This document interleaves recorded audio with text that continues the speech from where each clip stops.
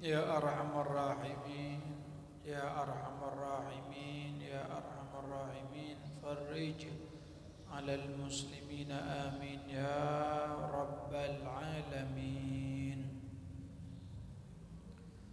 السلام عليكم ورحمة الله تعالى وبركاته. بسم الله الرحمن الرحيم. الحمد لله رب العالمين وبه نستعين على أمور الدنيا والدين والصلاة والسلام على أشرف الأنبياء والمرسلين سيدنا ومولانا محمد وعلى آله وصحبه أجمعين. اللهم فصل وسلم وبارك وكرم على سيدنا ومولانا محمد قمر الوجود في هذا اليوم وفي كل يوم وفي اليوم الموعود سرا وجهرا في الدنيا والأخرى وعلى آله وصحبه. سبحانك لا علم لنا إلا ما علمتنا إنك أنت العليم الحكيم ولا حول ولا قوة إلا بالله العلي العظيم. أما بعد. Hadirin wal hadirat, para jamaah, para pecinta ibadah, pecinta ilmu, pengunjung taman-taman surga, rahimani wa rahimakumullah. Alhamdulillah, syukur selalu terus kita haturkan kehadirat Allah Subhanahu wa taala atas segala nikmat pemberian yang Allah anugerahkan kepada kita semua.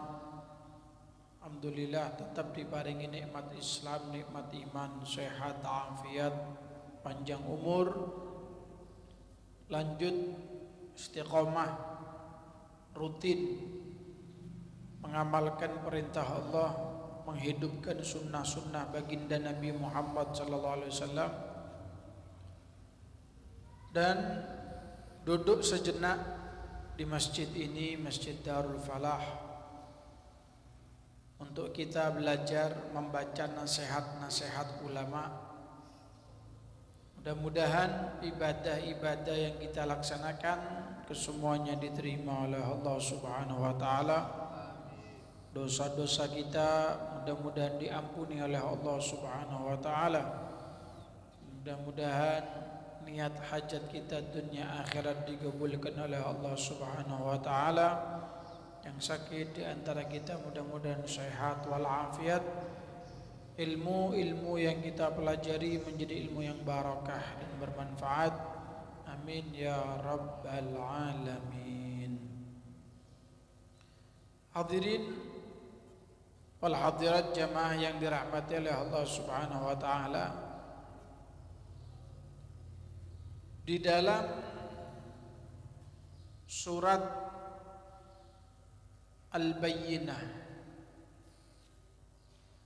Allah Subhanahu wa taala menjelaskan salah satu sifat mulia, sifat yang sangat agung yang seharusnya dimiliki oleh tiap-tiap orang yang beriman. Apa itu? Allah berfirman, A'udzu billahi minasyaitonir rajim. Bismillahirrahmanirrahim. Innal ladzina amanu wa 'amilus solihati ulaika hum khairul bariyah. Jazaohum 'inda rabbihim jannatu 'adnin tajri min tahtihal anharu khalidina fiha abada radhiyallahu anhum wa radu'an dzalika liman khasyiya rabbah. Al-Bayyinah ayat 7 dan 8. Allah Subhanahu wa taala berfirman, orang-orang yang beriman dan beramal soleh itu, merekalah orang-orang yang disebut sebagai khairul bariyah, manusia yang baik, manusia yang istimewa, manusia yang bagus. Jazauhum, balasan untuk mereka, bayaran untuk mereka inda rabbihim, di sisi Tuhannya, yaitu Allah Subhanahu wa taala. Apa? Jannatu adnin, akan mendapatkan surga yang namanya surga Aden. Nah, surga itu banyak tingkatnya, banyak levelnya, ada beberapa nama-nama. Di antaranya Jannatu Adnin, tajri min tahtihal anhar, yang mengalir di bawah-bawahnya itu sungai-sungai yang indah, khalidina fiha abada, yang mereka akan kekal selama-lamanya, abadi tinggal di surga.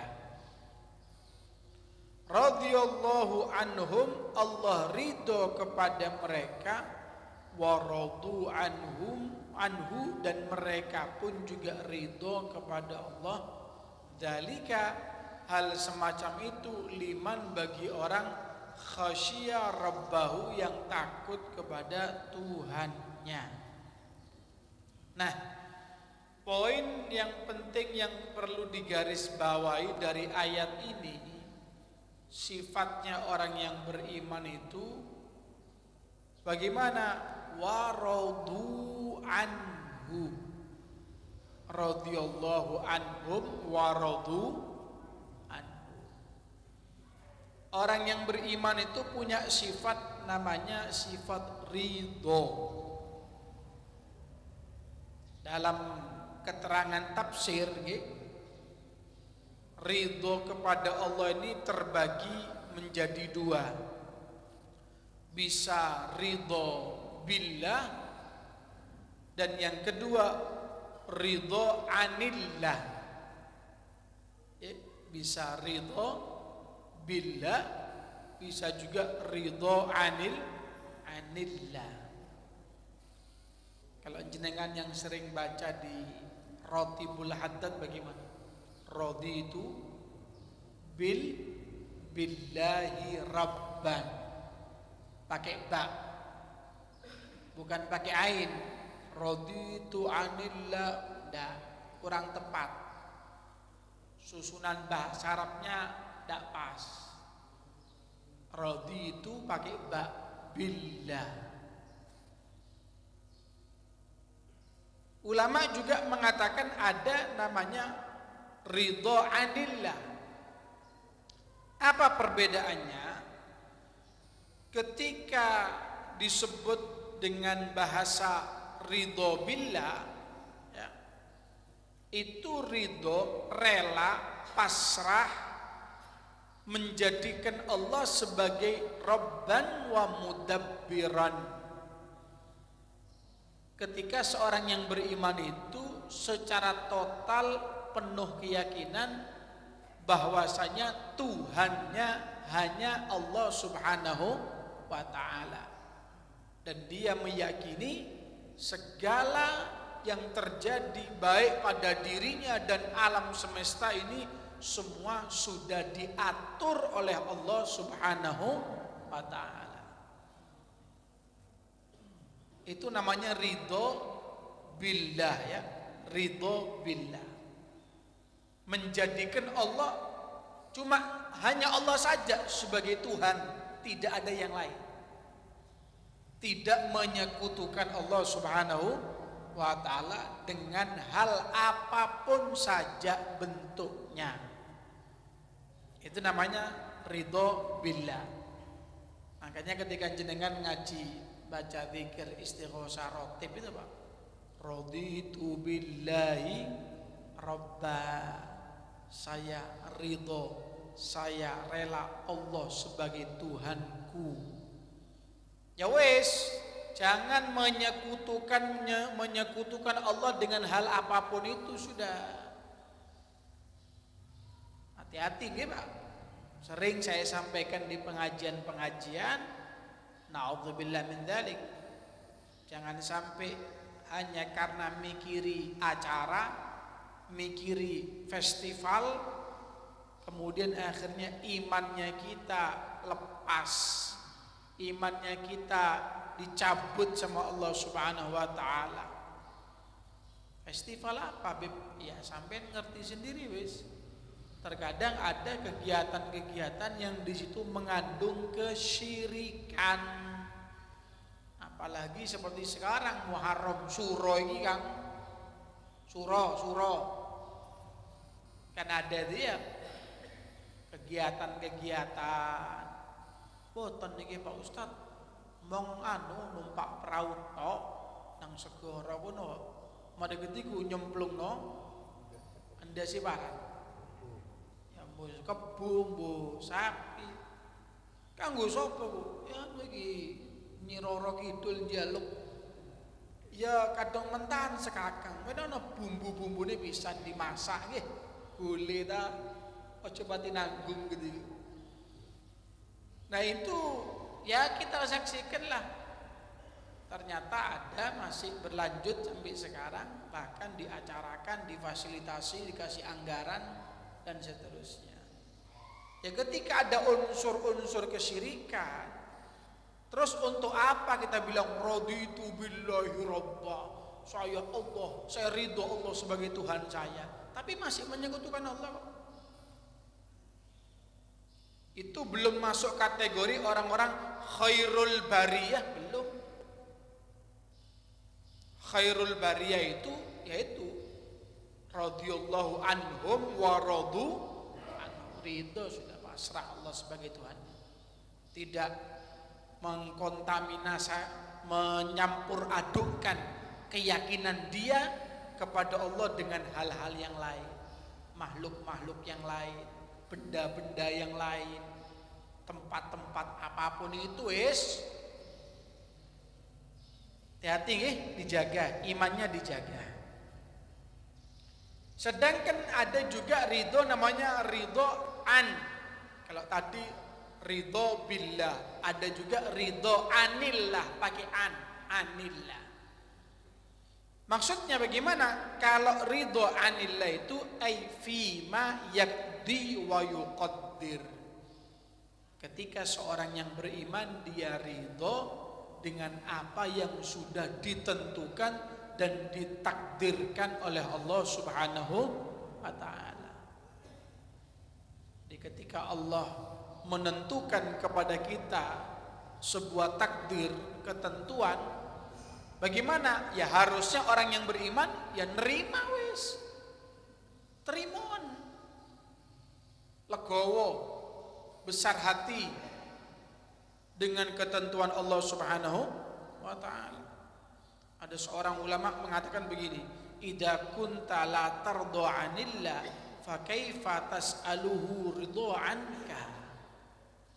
Ketika kau tidak ridho dengan ketentuannya Allah, terus kok bisa kau minta sama Allah dapat ridhonya Allah?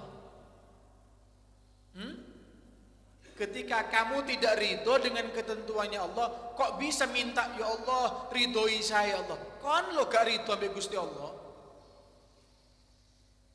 tidak mau dengan ketentuannya Allah. Kok gini Beb ya? Kok berat ya? Kok sulit ya? Salah ini, ngawur. Bagaimana nih? Kalau gini kan enak, kalau begitu kan enak. Lah, doanya Allahumma inna nas'aluka ridhoka ya Allah, mohon ridhomu ya Allah. Ketika mau tawasul Pak ya, li ridho illahi, berharap dapat ridhonya Allah. Tapi dikasih sama Allah ketentuan, takdir, keputusan dari Allah, dan nerimo. Apa yang diminta sama realitanya bertolak belakang. Ya, nasihat untuk kita nih dalam kehidupan sehari-hari ini ya, Namanya seorang mukmin itu harus ridho dengan ketentuannya Allah. Terima, sudah terima. Dalam sebuah hadis baginda Nabi Muhammad sallallahu alaihi wasallam, ini supaya kita ini di akhir zaman nih Pak, apalagi kondisi-kondisi sekarang ini gini Kubib, semua tambah repot sekarang, harga bahan naik semuanya. Waduh, UMR nggak naik, tetap standar begitu Banyuwangi. Bahan-bahan semuanya naik, repot, sulit. Waduh. Nih dengarkan hadis Kanjeng Nabi, dengarkan. Innallaha bihikmatihi ja'ala rauha wal faraha fil yaqini war ridha. Sesungguhnya Allah itu dengan hikmahnya Allah, dengan kebijaksanaannya Allah jadikan ar-rauha tenang, nyaman, sentosa, wal faraha bahagia, jembar. Itu semua Allah jadikan di mana? Fil yakin war ridho. Pertama yang yakin sama Allah. Yang kedua yang ridho dengan ketentuannya Allah Subhanahu wa ta'ala. Ketika kita yakin mantap sama Allah, enak-enak, nyaman, hidup ini nyaman, tenang, enjoy. Kenapa? Yakin dijamin kok sama Allah, disiapkan sama Allah rizkinya, tanggungannya, apa yang dia makan. Oh bingung sampai sekarang harga begini. Tenang. Oh tapi tidak bisa, ini perang dunia, harga minyak melonjak, dolar begini. Tenang, yang yakin kau punya Allah. Gelebak bingung, ketip buka nota. Tenang bro, santai saja. Yang yakin dengan Allah, yang ridho dengan ketentuannya Allah. Nah orang kalau bisa pakai konsep begini, hidupnya enak. Praktek apa? Praktek. Ini buat yang sumpek, mumet, jelimet, bingung sama urusan dunia. Gini Kubib, buka HP yang demo, yang tukaran, yang debat, yang begini. Ya silahkan sudah, tidak apa-apa, karepnya sudah. Cuma kita nih yang enak jadi orang. Ar-rauh wal farah. Jadikan diri kita ini tenang, tentram, senang, jembar, jangan sempit. Tapi sebaliknya kata Kanjeng Nabi, wa ja'ala dhiqa wal haraja fi syakki was sukhti. Allah jadikan dhiq itu sempit, sumpek, wal haraj tadi itu hidupnya merasa bingung, gelisah. Gimana Bib ya? Saya bingung Bib ya. Ini terjadi begini. Pokoknya hidupnya tangi wis kebingungan Pak. Tidak ada bisa tenang dikit, tidak bisa. Kejer-kejeran, uber-uberan, tidak bisa santai, bingung. Itu Allah jadikan dalam urusan apa? Fi syakki wa sukhti, ketika seseorang ragu terhadap jaminannya Allah Subhanahu wa ta'ala. Wa sukhut, dan juga karena dia tadi itu ingkar, karena dia tadi itu protes, berontak dengan ketentuannya Allah Subhanahu wa ta'ala. Bingung Pak. Makanya jika satu saat kita ini kok muncul sifat sumpah, dik, sempit, bingung, coba dicek kemantapan imannya sama Allah gimana ini. Hati-hati lo ya. Ini Kubib kayak ini bingung, wis gak gelem rabi, wis mumet, nanti gimana rumah tangga, ngasih makan anaknya orang, belum nanti token, belum nanti belikan ini, waduh mengwis gak gelem lah. Gak yakin dah. Ini yang begini Pak, yang begini, kasus begini bukan tidak ada. Sering, bahkan kadang-kadang konsultasi sama saya. Saya dorong-dorong, rapi ya wis umur pira kon iki? Beb, biar enak dulu kerjaan, biar nanti saya punya duit segini, nanti lancar semuanya, jadi enak wis. Kapan? Ya mbuh. Tidak jelas. Sampai sekarang Pak. Kurang, mantepnya ini kurang. Yakinnya saya bingung nanti. Sudah sumpek-sumpek baru telepon, ada masalah baru konsultasi. Wah ya enak. Boys hilang kono kabar iki. Dikasih paitin tok wae ya. Oh ya sukses, lancar, kirim salam wis iki. Jadi jadikan diri kita nih ridho ya. Khususnya ketika Allah mentakdirkan, menentukan kepada kita dengan ketentuan yang bertolak belakang dengan hawa nafsu kita. Ini yang sulit kadang-kadang manusia untuk nerima ini Pak. Ya, kepinginnya enak, duitnya kepingin lancar, kepingin pokoknya sudah top wis. Tapi sama Allah dikasih cobaan, sulit, berat, sakit. Ada yang meninggal, waduh, beb saya kepingin itu kumpul semuanya, gak ada yang sakit-sakitan, semuanya kerjanya enak, semuanya punya rumah masing-masing, semuanya duitnya lancar, kepinginmu begitu. Dikasih cobaan sama Allah yang bertolak belakang dengan keinginannya. Rencananya saya beb, saya kepingin itu berangkat sama orang tua, nanti kemana jalan-jalan begitu, loh ternyata dipanggil sama Allah, bertolak belakang. Gimana beb ya, kok Allah seperti ini sama saya? Kemarin Pak, kemarin nih bulan haji kemarin nih, ketika saya jelaskan tentang fadilahnya kesabaran, saya pengajian di makamnya Datuk sana. Jelaskan tentang pengajian ya, diantaranya ridho dengan ketentuannya Allah. Selesai acara, waktu makan-makan itu ada orang sudah sepuh, sudah tua. Ya bisa dibilang semacam sahabat begitulah ya, konsultasi sama saya. Habib, tadi panjenengan jelaskan tentang sabar. Saya ini bagaimana Habib ya? Ambil muka yang wajah kayak sedih begitu. Kenapa? Bah, kenapa? Saya ini harusnya Dzulhijjah ini berangkat haji saya. Kalau sesuai antrian dan semacamnya harusnya saya berangkat. Loh, saya heran loh, terus kok berangkat jenengan? Ya, saya belum bisa melunasi Ustaz. Oh, saya mikir Pak, hati mau utang sama saya nih. Oh bahaya nih ya. Ternyata bukan begitu. Loh kenapa jenengan udah dilunasi? Begini Ustaz, ketika sudah mendekati waktunya harus pelunasan, saya dikasih cobaan sama Allah. Cobaan yang saya berat Ustaz. Gimana? Saya punya anak, ya sudah nikah, sudah mentas, punya anak juga, dia punya cucu artinya. Terus kecelakaan, meninggal dunia. Dan ternyata anak saya ini meninggal dunia, meninggalkan utang yang saya sebagai keluarganya, orang tuanya ya harus melunasi utangnya anak saya.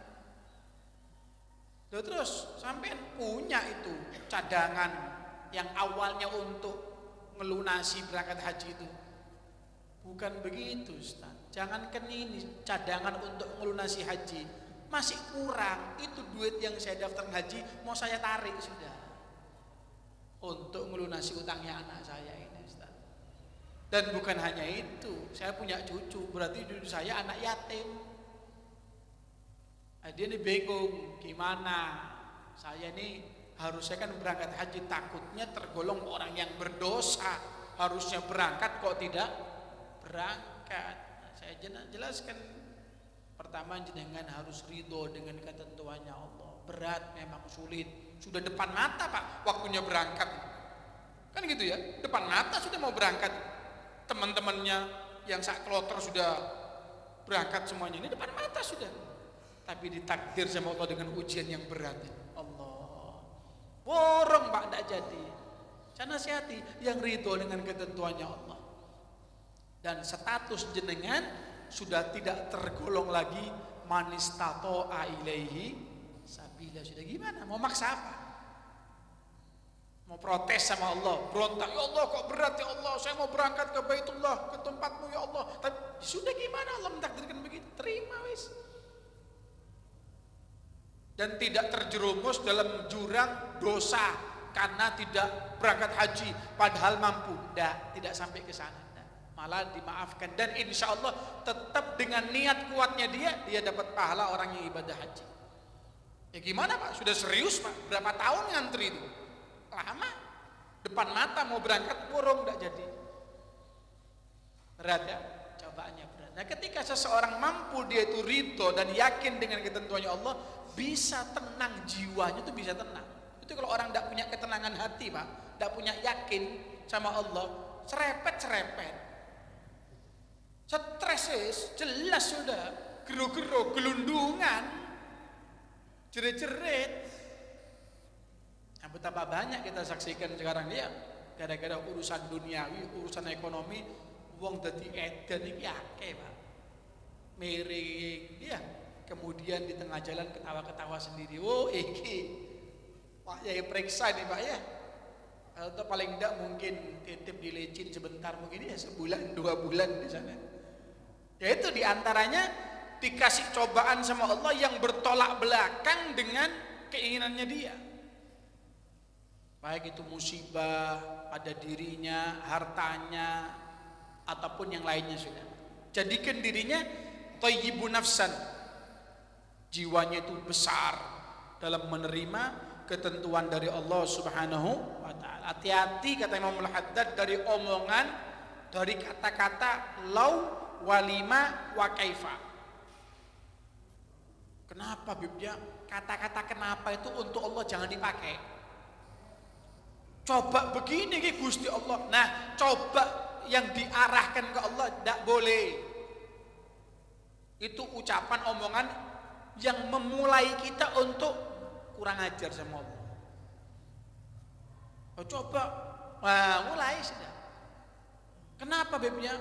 Seandainya lah sudah wis, jangan dilanjutkan sudah. Hop.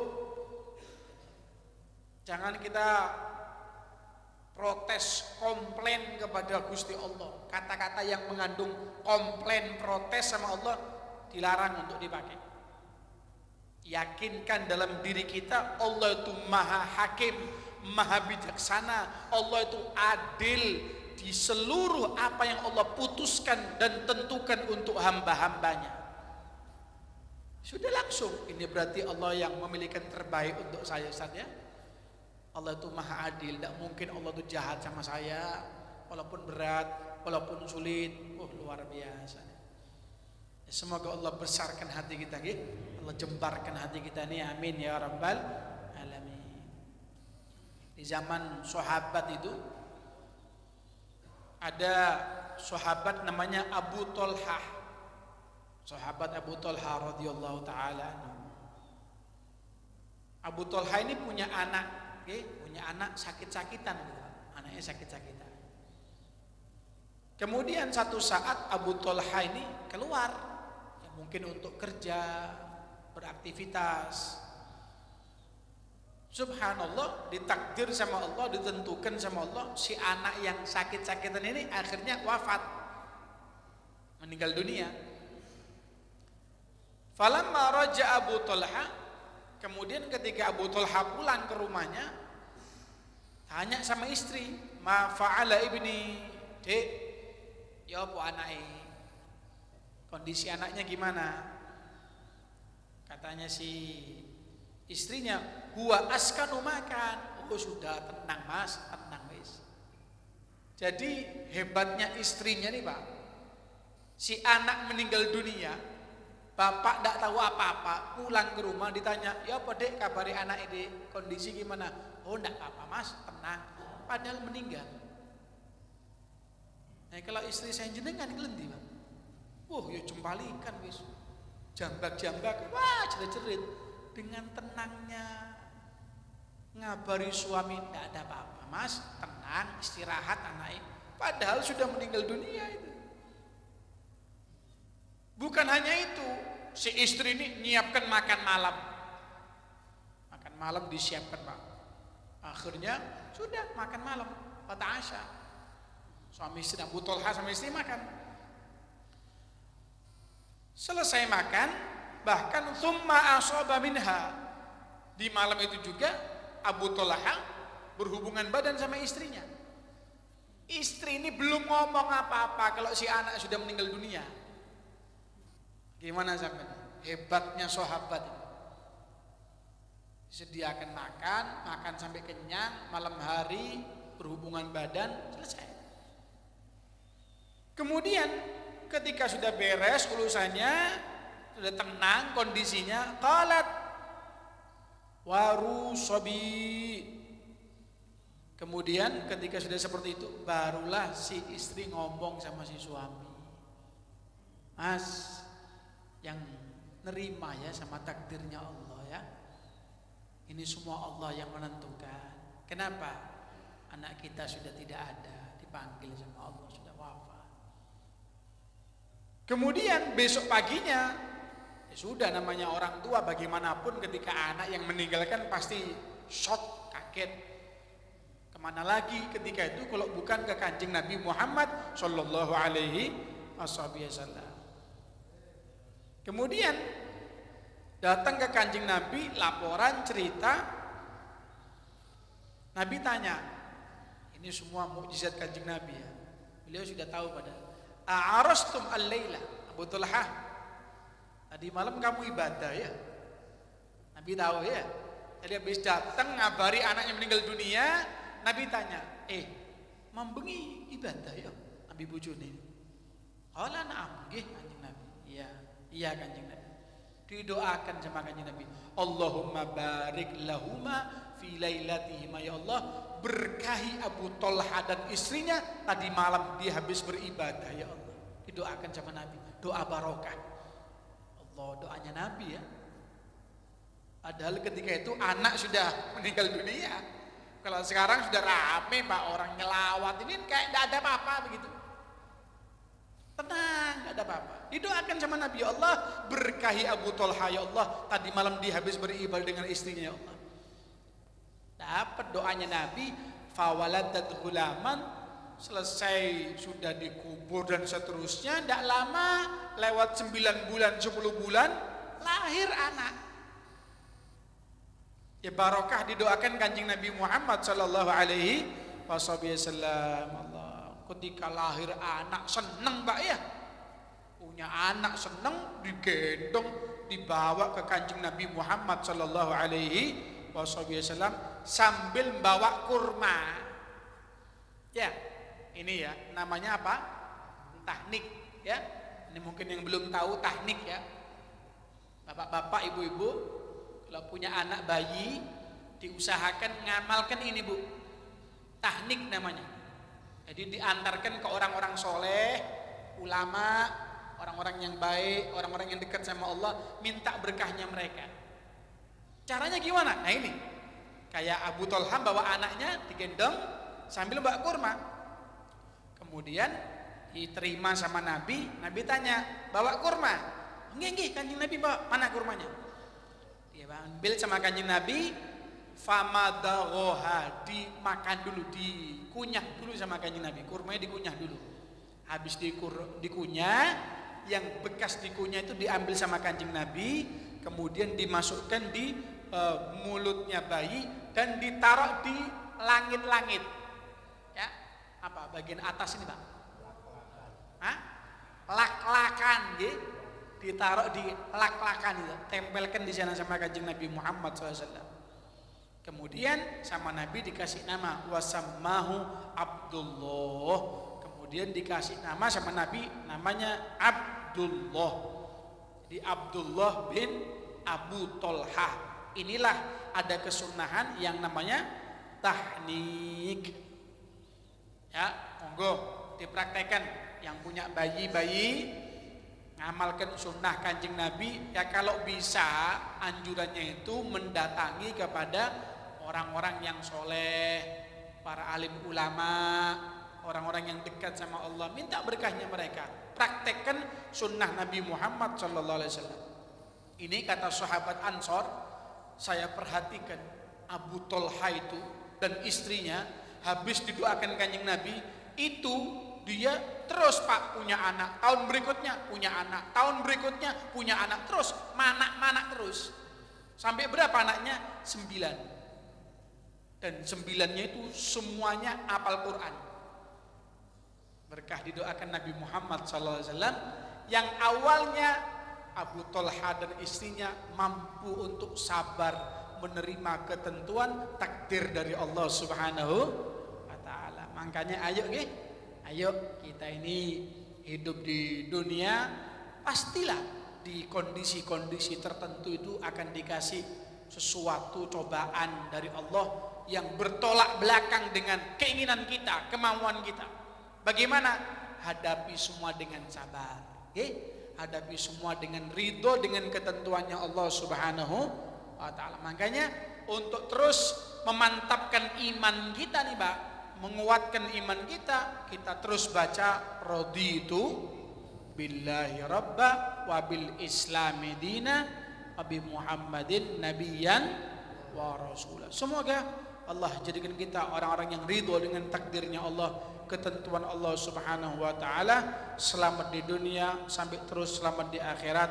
Amin amin ya rabbal alamin. Rabbana anfa'na bima 'allamtana, rabbi 'allimna alladhi yanfa'una, rabbi faqihna wa faqih ahlana wa qarabatin lana fi dinina ma'a ahli al-qudri untha wa dhakar.